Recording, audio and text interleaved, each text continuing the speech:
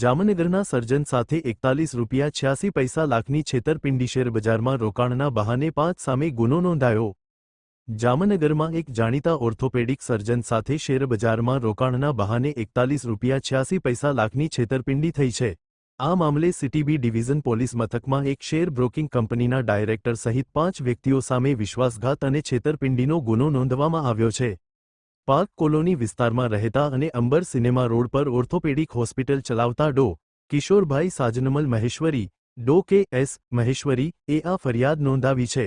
તેમણે Arcadia share and broker private limited કંપનીના director Nitin Amrutlal, Antony Sequeira, Prem Antony Sequeira, Yash Rameshbhai Brahmbhatt અને રમેશ અમૃતલાલ બ્રહ્મભટ્ટ સામે આરોપ લગાવ્યો છે।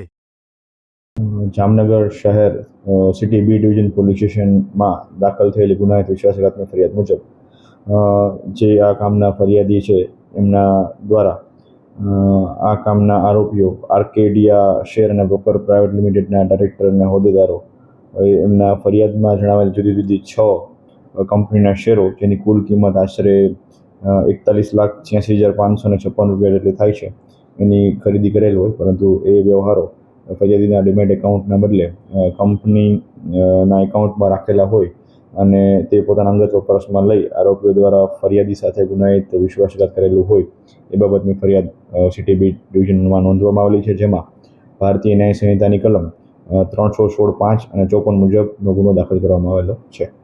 ફરિયાદી છે ડૉક્ટર છે? જી, ફરિયાદી જે છે એનું નામ છે કિશોરભાઈ સાજનમલ મહેશ્વરી।